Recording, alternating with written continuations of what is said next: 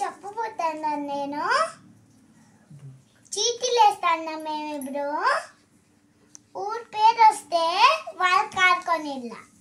నా birthday let's see friends